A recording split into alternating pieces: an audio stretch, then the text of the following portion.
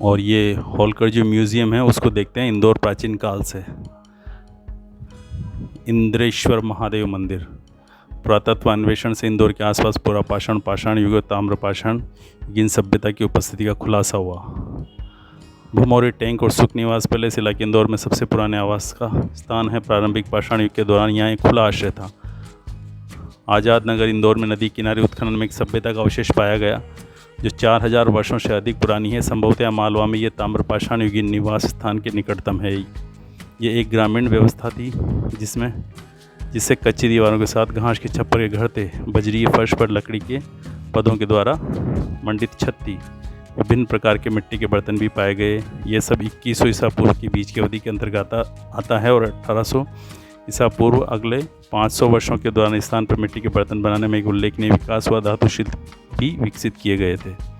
हालांकि 1300 ईसा पूर्व के बाद जीवन और हस्तशिल्प का कोई प्रमाण अगले 1000 वर्षों के लिए नहीं मिला है। ये व्यवस्था मौर्यों 322 ईसा पूर्व के आने के साथ फिर से जीवन में आई। तो ये इंदौर का इतिहास है। देखिए आप यहाँ पर जो भी मूर्तियाँ मिली, ये बौद्ध धर्म की मूर्तियाँ जिनके सिर खंडित हैं और ये दीपदान है और महिला खड़ी हुई है। वहाँ पर महिला है, 2 दीपदान है, शिवलिंग है। ओम श्री मार्तंड भैरवाय नमः। खंडोबा या मल्हारी मार्तंड होलकर परिवार के कुल देवता हैं। मार्तंड एक हिंदू देवता है जो महाराष्ट्र और कर्नाटक राज्य में मुख्य रूप से शिव की अभिव्यक्ति के रूप में पूजे जाते हैं। खंडोबा की पूजा का मुख्य केंद्र जेजुरी महाराष्ट्र में है। खंडोबा की किंवदंतियाँ पांडुलिपि में मल्हारी महात्म्य में दी गई हैं। खंडोबा के पंथ में वैष्णव और जैन परंपरा के साथ भी संबंध है। खंडोबा या मल्हारी मार्तंड के अनुयायियों में चरवाहा, योद्धा, शिकारी मुस्लिम समुदायों का समावेश है। उन्हें एक लिंग के रूप में या घोड़े पर सवार एक योद्धा के रूप में दिखाया गया है। उनमें शिव, भैरव, सूर्य और कार्तिकेय के गुण हैं। देवी अहिल्याबाई शिव जी की एक प्रबल उपासक थी।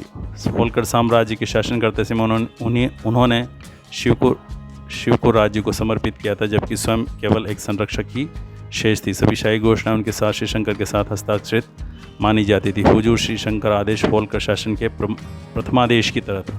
तो आप देख सकते हैं होलकर के जो कुल देवता हैं उनके बारे में डिटेल बताई गई है।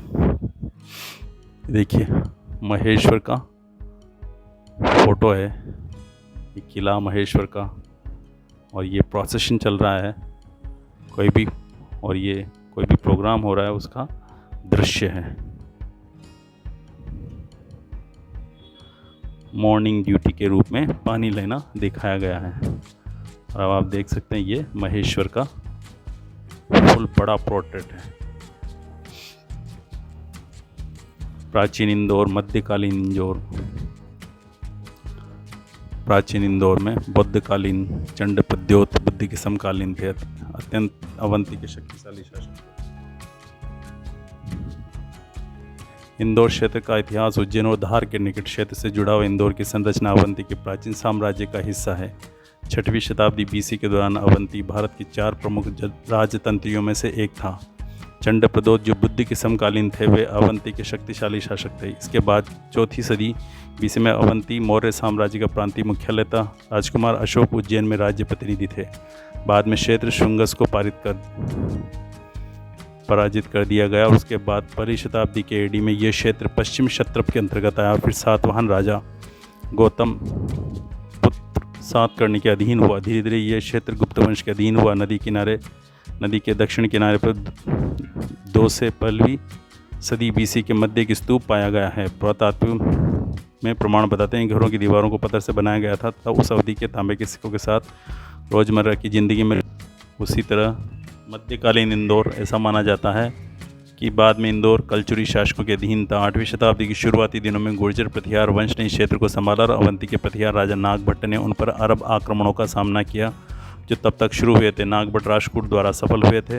राष्ट्रकूट प्रतिहार और पाल के बीच त्रिपक्षीय संघर्ष शुरू हुआ था। ये स्पष्ट नहीं कि इंदौर कितना बड़ा या छोटा था, फिर भी राष्ट्रकूट राजा इंद्र इंदौर में रुके थे और इंद्रेश्वर नामक मंदिर का निर्माण कराया, जिसके बाद बस्ती का नाम इंद्रपुर हुआ।